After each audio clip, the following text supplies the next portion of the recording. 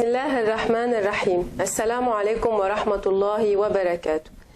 Une sensation de peur, l'estomac qui se noue, le cœur qui s'emballe, une angoisse croissante qui peut même devenir paralysante, ces symptômes sont typiques du stress et de l'anxiété. L'angoisse étant une émotion normale que l'on ressent tous à un certain moment de notre vie, mais elle peut devenir problématique quand elle est source de souffrance et nous empêche de faire certaines choses. Chers frères et sœurs, chers internautes, bienvenue à tous et à toutes sur notre page Lumière islamique en français de l'institution islamique sociale. Comme vous avez dû remarquer, nous abordons aujourd'hui une autre page de notre vie. Cette page qui nous concerne tous, petits et grands. Le stress, l'angoisse et l'anxiété. J'ai le grand plaisir aujourd'hui d'accueillir parmi nous sur notre plateforme, ou plutôt sur votre plateforme, notre très chère sœur, Madame Layal Jaber Fawaz. Bonjour Layal. Bonjour. Pour ceux qui viennent de la connaître, Madame Layal est thérapeute, psychopatricienne, sophrologue, PNL. PNL qui veut dire programmation neuro-linguistique. Une spécialité très profonde et vaste. Aujourd'hui, nous avons choisi ces thèmes parce que nous nous sentons tous touchés par ça sans même le vouloir. Alors, Layal, je te laisse la parole à ce sujet. Pourquoi a-t-on choisi ce thème? Alors, merci déjà de me donner la parole. J'ai choisi ce thème parce que c'est un thème qui concerne les grands, les petits, voire le troisième âge qui consulte de plus en plus pour ça.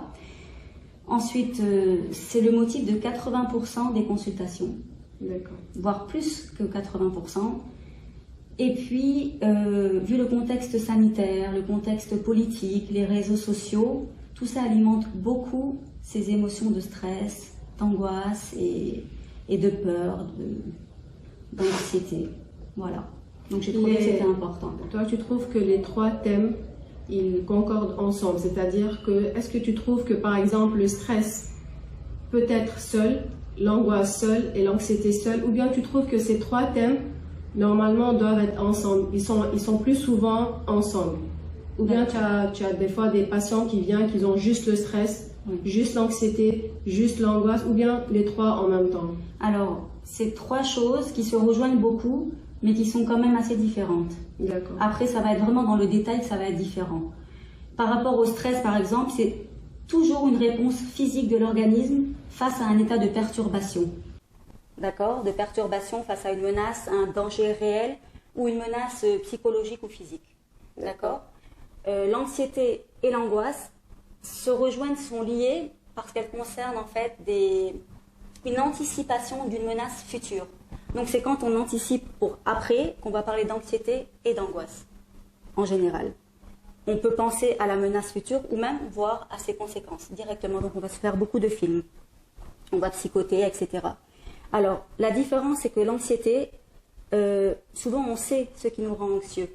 Il y a un état de perturbation, un état d'appréhension.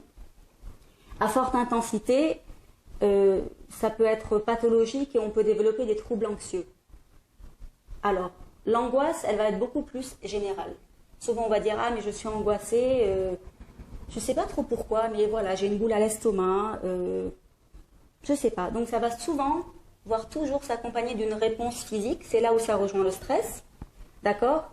Et on va avoir un sentiment d'oppression, de manque de contrôle, voire de perte de contrôle de soi, un mal-être. Donc, c'est là où l'angoisse, on peut dire que c'est un mix entre le stress et l'anxiété. Et puis là, à forte intensité, on peut faire des crises de panique, des crises d'angoisse.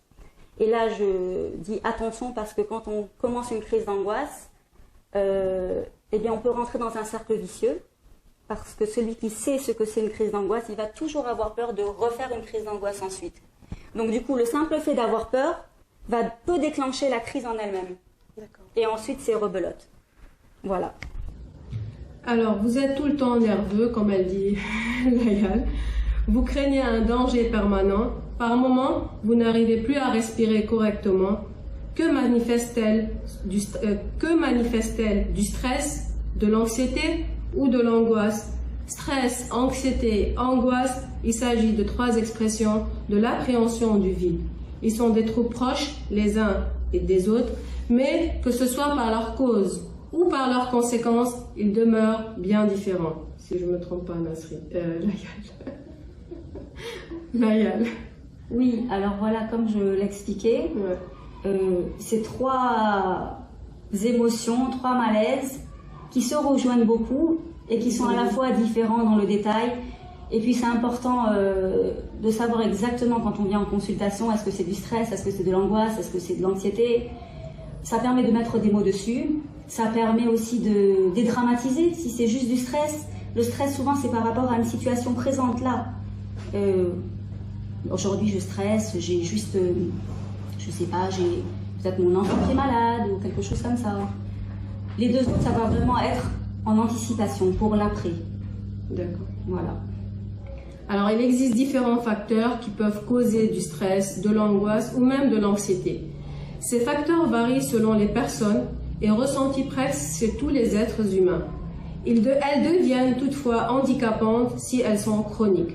Comment reconnaître, ou plutôt, quels sont les symptômes et les causes de celles-ci? Alors, pour beaucoup de symptômes, ils sont souvent psychosomatiques. C'est-à-dire que ça va être des symptômes physiques qui vont être liés à un état émotionnel. Alors franchement, de manière générale, on va avoir une sensation de mal respirer, d'étouffer, tachycardie, le cœur qui va battre à 200 à l'heure, on va avoir des maux de ventre, on peut avoir un nœud à l'estomac, on peut même avoir une respiration saccadée, d'accord? On peut avoir des sueurs inhabituelles, des spasmes, on peut développer de la spasmophilie, au degré bien sûr, des douleurs articulaires, musculaires, on peut avoir des vertiges. Ça va être assez général et c'est des symptômes qu'on peut retrouver dans chacun de ces trois malaises. Après, de manière plus psychologique, on va dire, eh bien, on peut avoir des troubles du sommeil, d'accord? On peut avoir un repli sur soi, un manque de contrôle, voire la perte totale de contrôle de notre environnement.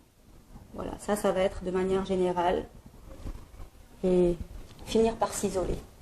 D'accord. Alors la gestion de celle-ci est en plein essor dans le monde de la santé et de la psychologie, mais intéresse aussi le monde de l'entreprise et de l'éducation. Il existe de nombreuses solutions pour calmer ces symptômes, sans même des fois, lorsqu'on est dans l'obligation, avoir recours aux médicaments.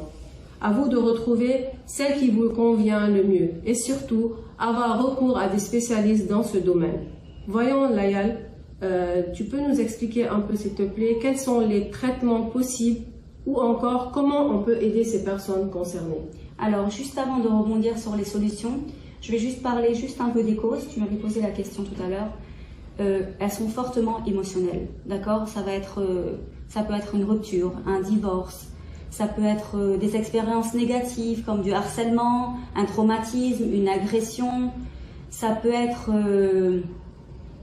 un conflit, ça peut être aussi des changements dans la vie, même un déménagement, quelque chose qui peut paraître banal mais qui peut beaucoup influer sur l'état psychologique et émotionnel d'une personne. Ça peut être un épuisement physique ou moral comme le burn-out, la dépression. Voilà, ça va être vraiment des causes qui vont toucher à tous les domaines.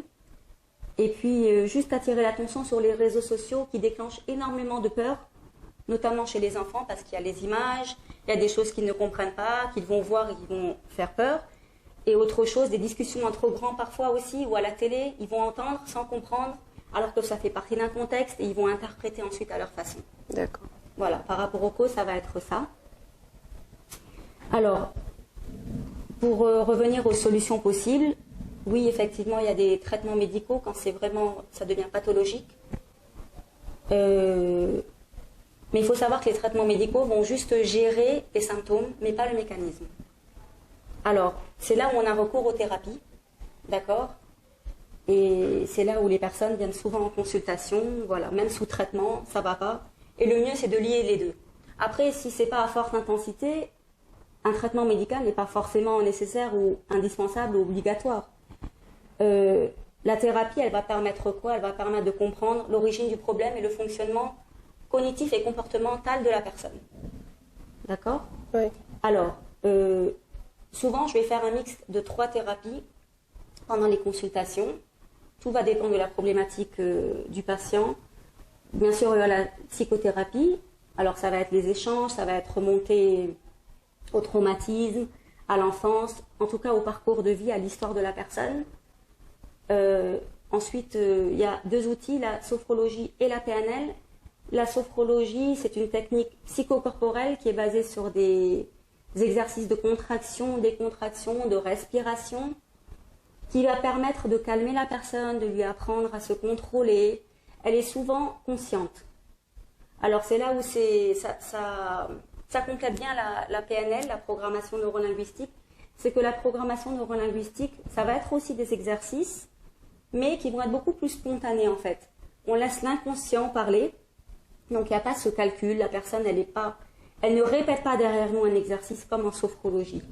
La sophrologie aussi est tirée de l'hypnose, donc il y a souvent une visualisation qui est faite en fonction toujours de la problématique de la personne.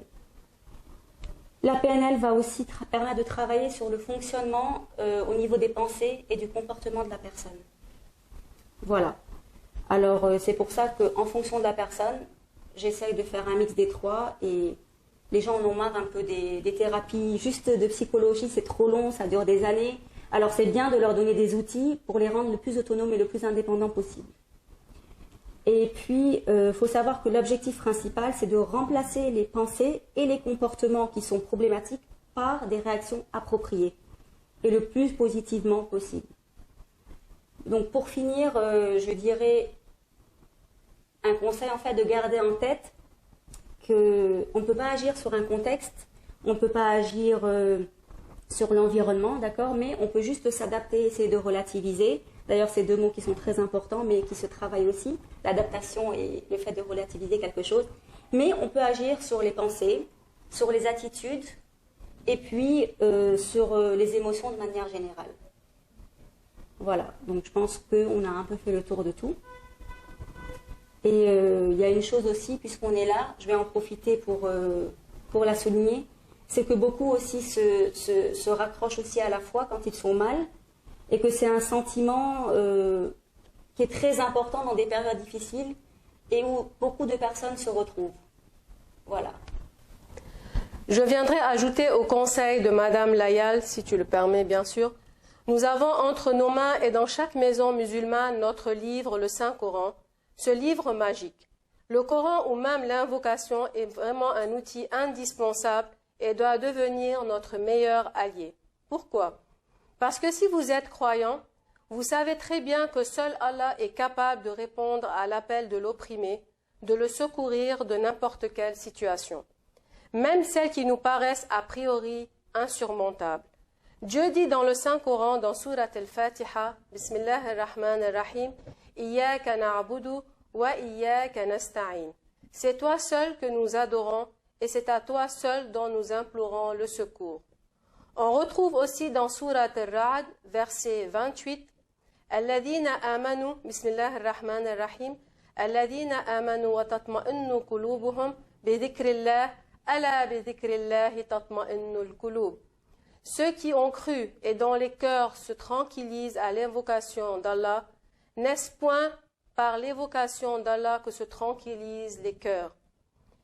Un autre verset aussi, dans Surat al-Isra, verset 82, Bismillah ar-Rahman ar-Rahim, wa nunazzilu min al-Qur'ani ma huwa shifa'un wa rahmatun lil mu'minina wa la nazidu ad-dalimina illa khasara.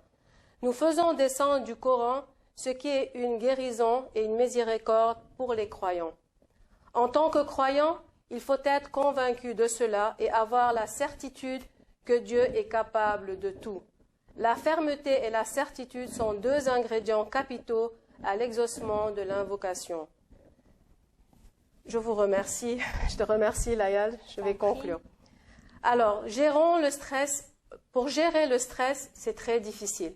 Vous pouvez cependant pas laisser le stress prendre le contrôle de votre vie, car votre santé et vos relations en pâtiraient. Chaque individu gère le stress à sa manière. Certaines personnes savent y remédier à leur stress, tandis que d'autres se contentent de vivre avec. Le stress est une source de motivation qui peut vous aider à vous débarrasser aussi de vos problèmes, y compris le stress lui-même. Soyez positif dans votre vie. Et vous pouvez faire face et les combattre, sinon ils finiront par vous empoisonner l'existence. Menez une vie saine mangez équilibré et faites du sport régulièrement. Ces 3 choses devraient être prioritaires. Débarrassez-vous des gens qui vous veulent du mal ou qui vous font du mal, même sans avoir l'intention de le faire. Ne laissez personne vous abattre. Déterminez quelles sont les choses qui sont importantes à vos yeux et que vous devez accomplir en priorité. La vie vaut la peine d'être vécue pour cette raison.